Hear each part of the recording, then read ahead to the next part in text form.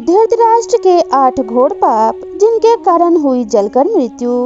धृतराष्ट्र को महाभारत में कुरुक्षेत्र के युद्ध का सबसे बड़ा खलनायक माना जाता है, क्योंकि यदि वे चाहते तो इस युद्ध को रोक सकते थे, परंतु उन्होंने पुत्र मोह में अपने ही वंश का नाश करवा दिया। धृतराष्ट्र आंखों से नहीं बल्कि मन और बुद्धि से भी अंधे थे। उन्होंने अपने जीवन में वैसे तो कई पाप किए थे, लेकिन हम आज आपको बताएंगे उनके द्वारा किए गए 8 घोर पाप के बारे में। तो आइए जानते हैं धृतराष्ट्र के द्वारा किए गए 8 घोर महापाप कौन से थे। नंबर 1, गांधारी के साथ धोखा। भीष्म ने धृतराष्ट्र का विवाह गांधार की राजकुमारी गांधारी से कर दिया था। गांधारी को जब यह पता चला कि मेरे पति अंधे हैं, तो उसने भी आंखों पर पट्टी बांध ली। गांधारी का विवाह धृतराष्ट्र से करने से पहले ज्योतिषियों ने सलाह दी कि गांधारी के पहले विवाह पर संकट है, अतः इसका पहला विवाह किसी और से कर दीजिए, फिर धृतराष्ट्र से करें। इसके लिए ज्योतिषियों के कहने पर गांधारी का विवाह एक बकरे से करवाया गया था। बाद में उस बकरे की बलि दे दी गई थी। कहा जाता है कि गांधारी को किसी प्रकार के प्रकोप से मुक्त करवाने के लिए ही ज्योतिषियों ने यह सुझाव दिया था। इस कारणवश गांधारी प्रतीक रूप में विधवा मान ली गई और बाद में उनका विवाह धृतराष्ट्र से कर दिया गया था। नंबर 2, गांधारी के परिवार को जेल में डालना। गांधारी एक विधवा थी। जब महाराज धृतराष्ट्र को यह बात पता चली तो वे बहुत क्रोधित हो उठे। उन्होंने समझा कि गांधारी का पहले किसी से विवाह हुआ था और वह जाने किस कारण मारा गया। धृतराष्ट्र के मन में इसको लेकर दुख उत्पन्न हुआ और उन्होंने इसका दोषी गांधारी के पिता राजा सुबाल को माना। धृतराष्ट्र ने गांधारी के पिता राजा सुबाल को पूरे परिवार सहित कारागार में डाल दिया। कारागार में उन्हें खाने के लिए केवल एक व्यक्ति का भोजन दिया जाता था। केवल एक व्यक्ति के भोजन से भला सभी परिवार का पेट कैसे भरता? यह पूरे परिवार को भूखे मार देने की साजिश थी। राजा सुबाल ने यह निर्णय लिया कि वह यह भोजन केवल उनके सबसे छोटे पुत्र को ही दिया जाए, ताकि उनके पूरे परिवार में कोई तो जीवित बच सके, और वह था शकुनी।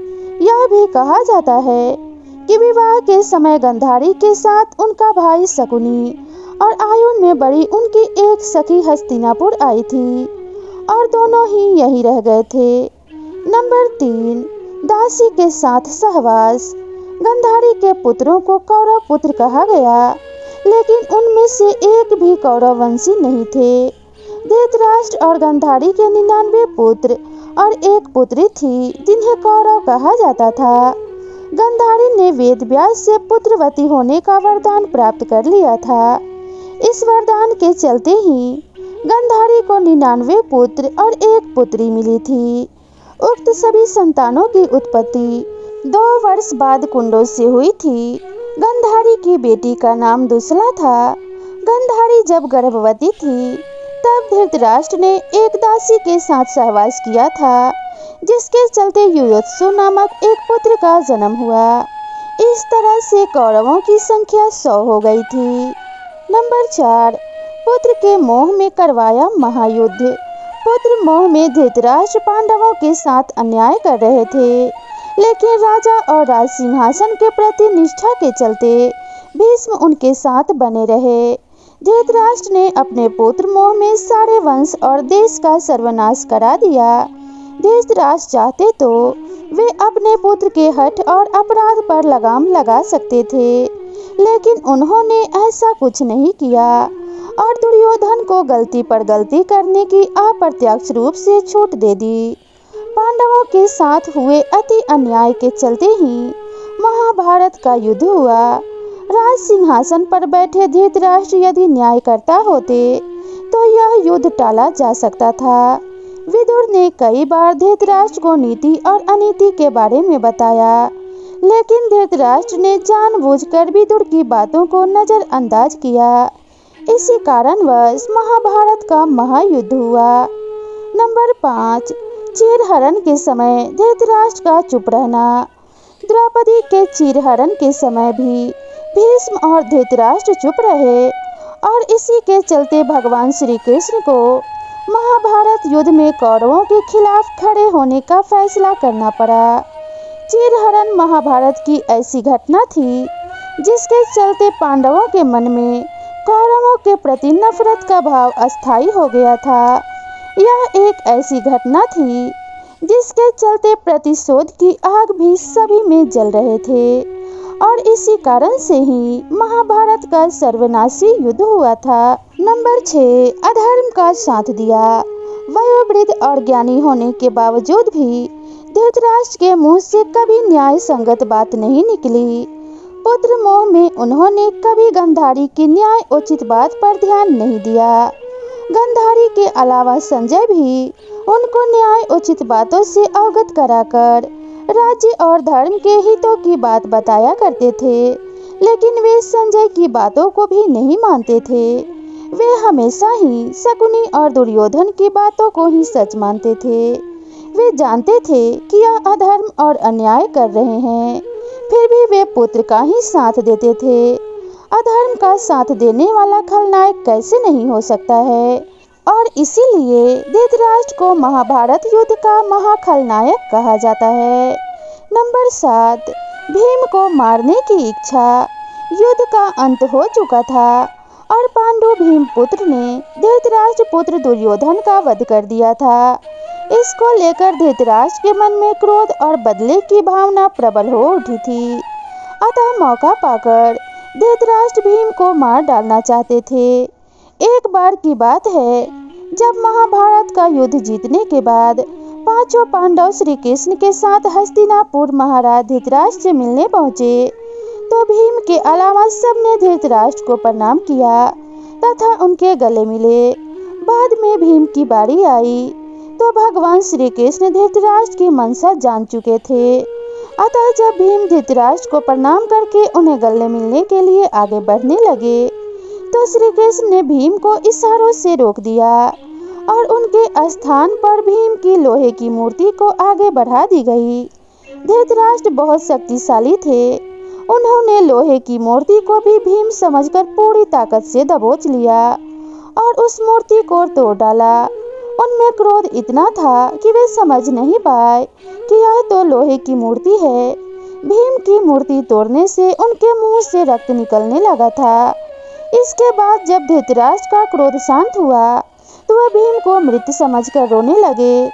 तब भगवान श्री कृष्ण बोले कि भीम तो जीवित है, आपने भीम समझकर भीम की मूर्ति को तोड़ा है। इस प्रकार भगवान श्री कृष्ण ने धृतराष्ट्र से भीम की जान बचाई थी। नंबर 8, पूर्व जन्म का पाप।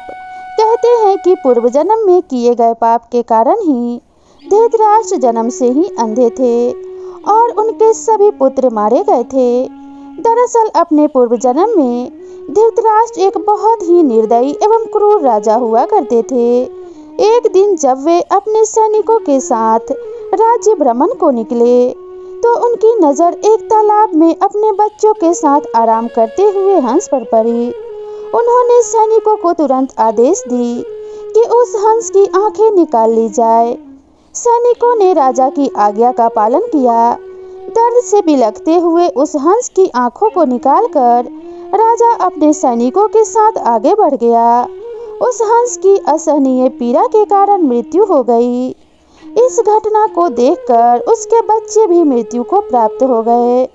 मरते वक्त हंस ने राजा को शाप दिया था कि मेरी ही तरह तुम्हारी भी यही दुर्दशा होगी। इसी शाप के कारण अगले जन्म में धृतराष्ट्र अंधे पैदा हुए थे तथा उनके पुत्र ठीक उसी तरह मृत्यु को प्राप्त हुए जिस तरह से हंस के बच्चे मृत्यु को प्राप्त हुए थे। कैसे हुई धृतराष्ट्र की मृत्यु? महाभारत युद्ध के 15 वर्ष बाद धृतराष्ट्र गांधारी, संजय और कुंती वन में चले गए थे। 3 साल बाद एक दिन धृतराष्ट्र गंगा में स्नान करने के लिए जाते हैं और उनके जाते ही जंगल में आग लग जाती है। वे सभी धृतराष्ट्र के पास आते हैं। संजय उन सभी को जंगल से चलने के लिए कहते हैं, लेकिन दुर्बलता के कारण धृतराष्ट्र वहां से नहीं जाते हैं। गांधारी और कुंती भी नहीं जाती हैं। जब संजय अकेले ही उन्हें जंगल में छोड़कर चले जाते हैं, तब तीनों लोग आग में झुलसकर मर जाते हैं। संजय उन्हें छोड़कर हिमालय की ओर प्रस्थान करते हैं, जहां वे एक सन्यासी की तरह रहते हैं। बाद में नारद मुनि युधिष्ठिर को यह दुखद समाचार देते हैं। युधिष्ठिर वहां जाकर उनकी आत्मा के शांति के लिए धार्मिक कार्य करते हैं। तो दोस्तों, आपको यह जानकारी कैसी लगी, कृपया कमेंट करके ज़रूर बताइएगा। और अगर ये वीडियो पसंद आई हो तो वीडियो को एक लाइक ज़रूर कीजिएगा। और ऐसी ही और भी बहुत सारी कहानियों और कथाओं के लिए मेरे चैनल को ज़रूर सब्सक्राइब कीजिएगा। तो मिलते हैं इसी तरह की नई कहानी के साथ, तब तक के लिए नमस्कार।